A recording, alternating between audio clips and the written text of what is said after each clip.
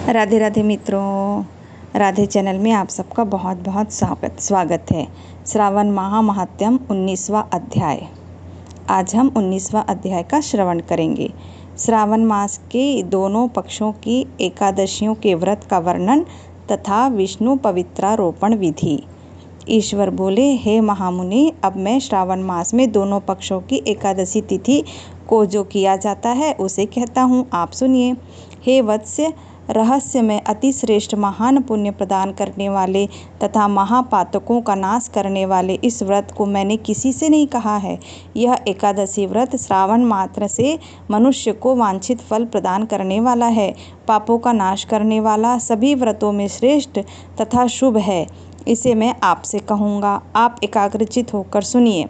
दसवीं तिथि में प्रातः काल स्नान करके शुद्ध होकर संध्या आदि कर ले और वेद वेता पुराणज्ञ तथा जितेंद्रिय विप्रों से आज्ञा लेकर 16 उपचारों से देवादिदेव भगवान का विधिवत पूजन करके इस प्रकार प्रार्थना करे। हे पुंडरीकाक्ष, मैं एकादशी का निराहार रहकर दूसरे दिन भोजन करूँगा। हे अच्युत, आप मेरे शरणदाता होइए। संपूर्ण श्रावण मास पुराण कथा और महात्म।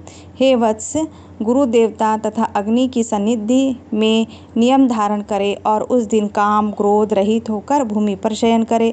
उसके बाद प्रातः काल होने पर भगवान केशव के मन को लगाएं। भूख लगने पर तथा प्रस्खलन, गिराना, ठोकर आदि लगना के समय श्रीधर इस शब्दों का उच्चारण करें। हे वत्स, यह व्रत मोक्ष प्रदान करने वाला है, अतः 3 दिनों तक पाखंडी आदि लोगों के साथ बातचीत, उन्हें देखना तथा उनकी बातें सुनना, इन सब का त्याग कर देना चाहिए। तदंतर क्रोध रहित होकर पंचगव्य लेकर महाध्यान के समय नदी आदि में निर्मल जल से स्नान करना चाहिए। सूर्य को नमस्कार करके भगवान श्रीधर की शरण में जाना चाहिए और वर्णाचार की विधि से सभी कृत्य संपन्न करके घर आना चाहिए। वहाँ पुष्प, धूप तथा अनेक प्रकार के नैवेद्य से श्रद्धापूर्वक श्रीधर की पूजा करनी चाहिए। उसके बाद स्वर्णमय पंचरत्न युक्त श्वेत चंदन से लिप्त तथा 2 वस्त्रों से आच्छादित कलश को स्थापित करके और शंख चक्र गदा युक्त देवादिदेव श्रीधर की प्रतिमा स्थापित कर उनकी पूजा करके गीत वाद तथा कथा श्रवण के साथ रात्रि में जागरण करना चाहिए। इसके बाद विमल प्रभात होने पर द्वादशी के दिन विधिवत पूजन करके कृत्य होकर बुद्धिमान को चाहिए कि श्रीधर नाम का जप करे। इसके बाद उन शंख चक्र गदा धारण करने वाले देवेश श्रीधर की पुनः पूजा करे और सुवर्ण दक्षिणा सहित कलश ब्राह्मण को प्रदान करे। उस समय ब्राह्मण को विशेष करके नवनीत अवश्य प्रदान करे। इस प्रकार प्रार्थना करे, भगवान श्रीधर, आज आप मुझ पर प्रसन्न हो और मुझे अत्युत्तम लक्ष्मी प्रदान करे। हे मुनि श्रेष्ठ, इस प्रकार उच्चारण करके जगत गुरु श्रीधर से प्रार्थना करके श्रेष्ठ ब्राह्मणों को भोजन कराकर अपने सामर्थ्य अनुसार दक्षिणा देनी चाहिए। उसके बाद सेवकों आदि को भोजन कराकर गायों को घास खिलानी चाहिए।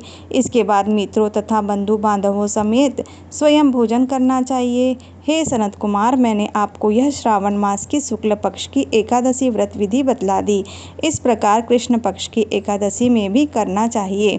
दोनों व्रतों में अनुष्ठान समान है, केवल देवताओं के नाम भेद हैं। जनार्दन, मुझ पर प्रसन्न हो, यह वाक्य बोलना चाहिए। शुक्ल एकादशी के देवता श्रीधर हैं और कृष्ण एकादशी के देवता जनार्दन हैं। हे सनत कुमार, यह मैंने आपसे दोनों एकादशियों के व्रत का वर्णन कर दिया है। इस एकादशी व्रत के समान पुण्य व्रत ना तो कभी हुआ और ना होगा। आपको यह व्रत गुप्त रखना चाहिए और दुष्ट हृदय वाले को नहीं प्रदान करना चाहिए। ईश्वर बोले, हे सनत कुमार, अब मैं द्वादशी तिथि में होने वाले श्री हरि के पवित्रारोपण व्रत का वर्णन करूंगा। पिछले अध्याय में देवी की कही गई पवित्रारोपण विधि के समान ही इसका भी पवित्रारोपण है। इसमें जो विशेष बात है उसे मैं बताऊंगा, सावधान चित्त होकर सुनिए। हे महामुने, इस व्रत के लिए जो अधिकारी बताया गया है उसे आप सुने। ब्राह्मण, क्षत्रिय, वैश्य, शूद्र तथा स्त्री, इन सभी को अपने धर्म में स्थित होकर भक्तिपूर्वक पवित्रारोपण करना चाहिए। द्विज को चाहिए, अतो देवा अचंतु नो यतो विष्णुवर्तिच क्रमे पृथ्व्याः सप्तम धमाभि, इस मंत्र से विष्णु की पूजा करें। स्त्रियों तथा शूद्रों के लिए नाम मंत्र है जिसके द्वारा वे विष्णु की पूजा करें। इसी प्रकार द्विज रुद्राय इस मंत्र से शिव जी की पूजा करें। स्त्रियां तथा शूद्र के लिए नाम मंत्र है जिसके द्वारा वे शिव जी की पूजा करें। सतयुग में मणिमय, त्रेता में स्वर्ण में, द्वापर में रेशम का और कलयुग में कपास का सूत्र पवित्रक के लिए बताया गया है। सन्यासियों को शुभ मानस पवित्र रोपण करना चाहिए। बनाए गए पवित्रक को सर्वप्रथम बांस की सुंदर टोकरी में रखकर शुद्ध वस्त्र से ढककर भगवान के सम्मुख रखें और इस प्रकार कहें, हे प्रभु, क्रियालोप के विधान के लिए जो आपने आच्छादन किया है, हे देव, आपकी प्रसन्नता के लिए मैं इसे करता हूँ। हे देव, मेरे इस कार्य में विघ्न न उत्पन्न हो। हे नाथ, मुझ पर दया कीजिए। हे देव, सब प्रकार से सर्वदा आप ही मेरी परम गति है। हे जगतपते, मैं इस पवित्रक से आपको प्रसन्न करता हूँ। एक काम, क्रोध आदि मेरे व्रत को नाश करने वाले ना हो। हे देवेश, आप आज से लेकर वर्ष पर्यंत अपने भक्त की रक्षा करें। आपको नमस्कार है। इस प्रकार कलश में देवता की प्रार्थना करके बांस के शुभ पात्र में स्थित पवित्रक की आदरपूर्वक प्रार्थना करनी चाहिए। हे पवित्रक, वर्ष भर की गई पूजा की पवित्रता के लिए विष्णु लोक से आप इस समय यहाँ पधारे, आपको नमस्कार है। हे देव, मैं विष्णु के तेज से उत्पन्न मनोहर, सभी पाप का नाश करने वाले तथा सभी कामनाओं को पूर्ण करने वाले इस पवित्रक को आपके अंग में धारण कराता हूँ। हे देवेश, हे पूर्ण पुरुषोत्तम, आप मेरे द्वारा आमंत्रित हैं अतः आप मेरे समीप पधारे, मैं आपका पूजन करूँगा। आपको नमस्कार है। मैं प्रातःकाल आपको यह पवित्रक निवेदन करूँगा।